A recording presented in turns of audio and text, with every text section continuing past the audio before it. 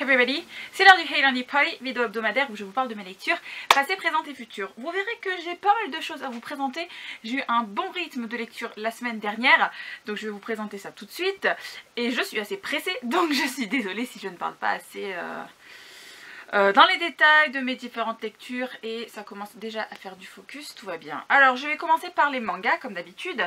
La semaine dernière, je me suis fait les tomes 17 et 18 de Divine Nanami par Julieta Suzuki, édité chez Akata Delcourt, comme à chaque fois. Donc c'est vrai que c'est tome 17-18, donc c'est assez difficile de vous parler de l'histoire parce que ça vous spoil assez rapidement en fait. Mais voilà, on est dans la continuité des aventures de Nanami, on en arrive à la fin d'un cycle.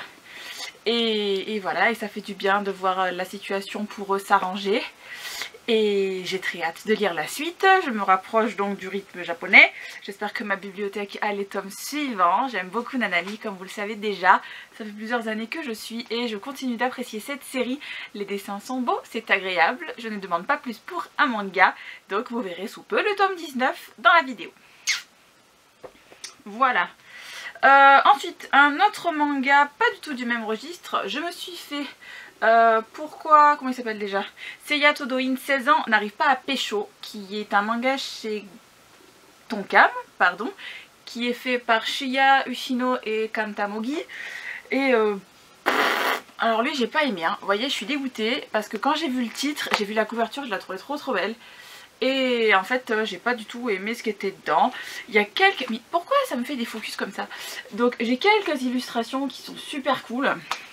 Mais je sais pas en fait, j'aimais pas la tronche des filles, je sais pas, déjà au niveau graphique, j'étais déçue.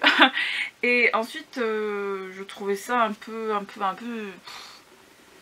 Je m'attendais à ce que ce soit comique, vous voyez. Et finalement j'ai été déçue, c'était pas du comique comme j'appréciais. J'ai trouvé ça lourd, j'ai trouvé ça bizarre, je sais pas, j'ai pas trop adhéré par ce manga. Je ne sais pas. Du coup, je n'achèterai pas la suite. Purée, mais la luminosité est dégueulasse en fait. Je suis désolée. Voilà. Ça fait n'importe quoi, hein, pareil.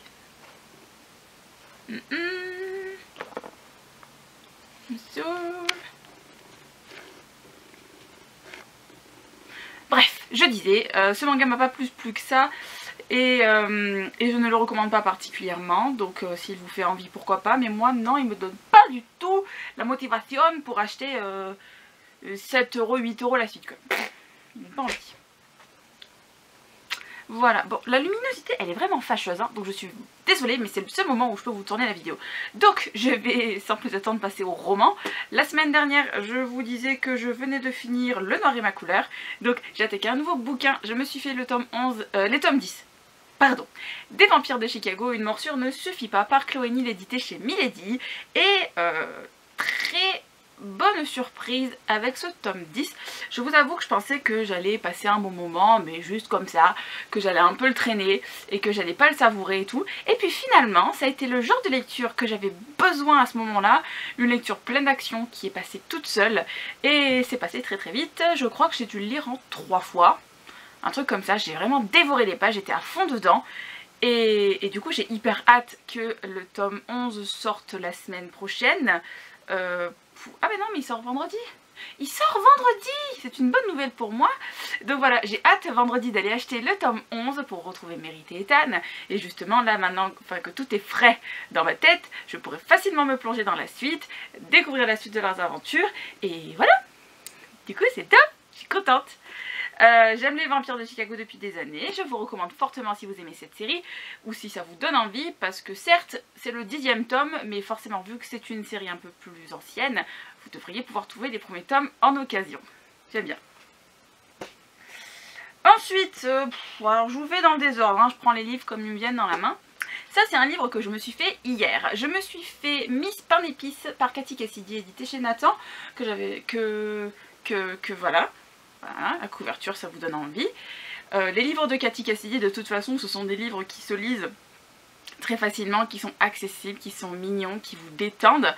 Et bref, ce week-end la détente était recherchée par beaucoup de personnes j'imagine. Et donc ce livre a été parfait, il a parfaitement rempli son boulot. J'ai été émue par les soucis donc de Cannelle, notre personnage principal. C'était mignon parce qu'il y avait une petite romance à côté. On voit, il y a une morale donc avec le fait de s'accepter soi-même, et ça parlait aussi de harcèlement scolaire. Décidément cette société en ce moment. Du coup voilà, j'ai bien aimé, je trouvais que c'était bien exploité, et voilà, je me suis sentie concernée par les problèmes de Cannelle. Je compatissais vachement à ce qu'elle ressentait. J'ai plus été émue par ce tome-ci que par exemple Cœur Coco que j'ai lu dernièrement de Cathy Cassidy. Celui-là m'a plus parlé, je le trouvais plus mignon, et voilà, du coup je l'ai lu d'une traite, et voilà, j'ai bien aimé. Donc je vous recommande si c'est le genre de lecture que vous aimez, ou si tout simplement vous avez des personnes dans votre entourage à qui ça pourrait parler, des neveux, des nièces, ou pour vous même, parce que pourquoi pas. Voilà, ensuite je vais vous parler du dernier livre fini dont je peux vous parler.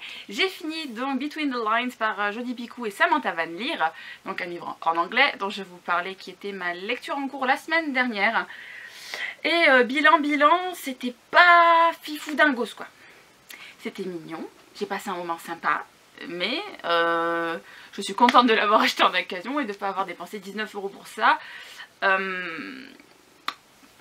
Voilà, il n'y a pas énormément de choses à en dire en fait. C'est pareil, c'est une lecture qui vous demande pas énormément de concentration, beaucoup d'assiduité. Ça se lit, c'est agréable. Et voilà, on sait que ça va bien finir, et du coup c'est un moment de détente sympathique. En toute franchise, les moments qui m'ont le moins plu, ce sont donc les moments du conte de fées, où donc le conte de fées Between the Lines est raconté. C'est des moments où je me suis plus ennuyée. Et voilà, après je vous ai déjà montré l'objet livre la semaine dernière, et il est tout simplement magnifique, avec donc les illustrations en début de chapitre. C'est vraiment un truc que j'ai trouvé fortement agréable. Et voilà, du coup il y a un roman spin-off suite qui a été créé et qui est sorti cet été. Du coup, est-ce que je vais l'acheter? Je ne pense pas, mais je pense que je vais le trouver en e-book et me le lire, parce que apparemment ça peut être lu indépendamment, mais c'est un peu la suite, si vous voulez. Qu'est-ce qui arrive aux personnages principaux après ce tome? En fait, on peut s'arrêter au tome 1 si on a envie, mais si on a envie de connaître davantage qu'est-ce qui s'est passé pour les personnages, on peut lire Off the Pages.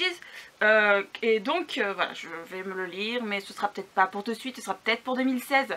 Je me mets pas la rate au courbouillon, vous voyez, plus tard. Plus tard. Voilà. Ensuite, on en arrive à mes 2 lectures en cours. Bon, il y en a une, je vous avoue, j'aurais préféré l'avoir fini avant de vous filmer la vidéo. Donc je vous en reparle pas la semaine prochaine, parce que c'est une question de demi-heure avant qu'il soit fini. Alors, le livre donc que je vous parle cette semaine, dont je ne parle pas la semaine prochaine, c'est Moi Benjamin, 33 ans, l'âge du Christ, et toujours pas de miracle en vue, par Laurent Moreau, édité chez La Bourdonnais. C'est un titre qui m'a énormément attirée par son titre. Cette phrase est très mal foutue. Parce que voilà, de par le résumé, de par le titre, je m'attendais à un truc décalé, de la ticlite mais masculine. Donc j'ai vu ça quelque part, que c'était comparé au journal de Bridget Jones, et c'est parfaitement trouvé.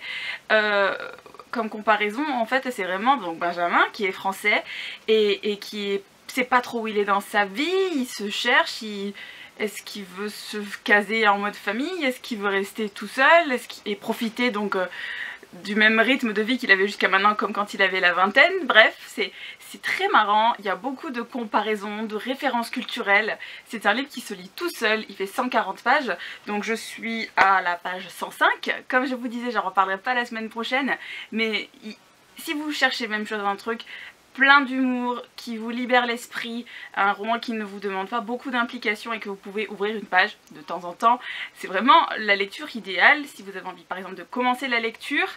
Je trouve ça top, je me régale. J'ai pas vu les 100 pages passer en toute franchise, je l'ai commencé hier en fin de... hier soir je l'ai commencé, je crois que j'ai commencé vers 20 h, et voilà. Très bon moment passé. Donc si Laurent Moreau fait d'autres bouquins, je me renseignerai, parce que si c'est du même genre que ce style là, je vais me marrer, et donc je vous le recommande, parce que donc La Bourdonnais n'est pas une maison d'édition hyper connue, et il y a de très bonnes choses. Ensuite, ma deuxième lecture en cours, mais je vous le présente là parce que je l'ai commencé dans la semaine, mais je vous le représenterai quand il sera terminé. Donc je suis en train de lire Les Cartographes, le tome 1, La Sentence de Verre par S.E. Grove, édité chez Nathan. La couverture c'est censé être ça. Voilà. Je ne l'ai pas encore collé. C'est une lecture que je fais avec Everbook en lecture commune. On se fait petit. Je vous avoue que je suis au chapitre 6 et que c'est pas le genre de bouquin qui va me passionner, captiver. En ce moment j'ai envie de beaucoup d'action et c'est pas ce qui se passe dans ce bouquin. Du coup, oulala, le soleil dans ma tête. Donc voilà, je le lirai petit à petit. On va pas se prendre le chou, mais pour l'instant c'est du bon, mais je suis complètement indifférente. Ça se lit, mais connaître la suite, par exemple si le livre brûle demain, bon, ne me le souhaitez pas. Si le livre brûle demain, je serai pas non, je connaîtrai jamais la suite. Vous voyez, c'est mignon quoi. Voilà, comment je pourrais vous dire ça?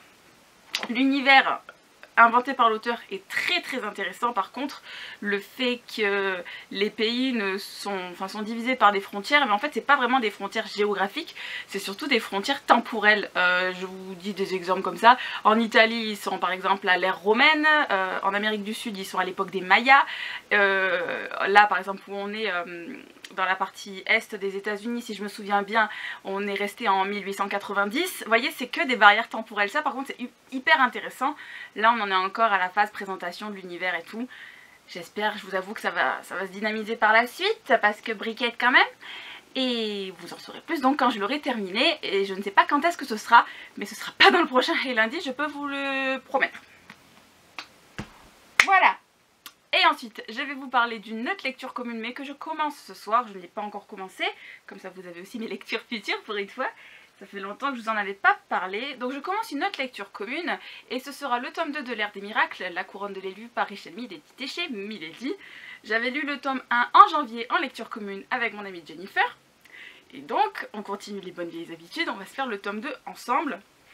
Et il est beaucoup plus fin, donc j'ai pas mal d'espoir qu'il soit plus rapide. C'est ce que je vous disais dans ma palme, je crois, ou dans mon IMM, je sais plus. Bref, j'espère qu'il sera plus riche en action. Nous verrons ça la semaine prochaine. Qu'est-ce que je pense du début de ce bouquin, ou de s'il est entier. Nous verrons bien si on avance vite ou pas. Voilà, je vais vous laisser, ça devient très brouillon tout ça.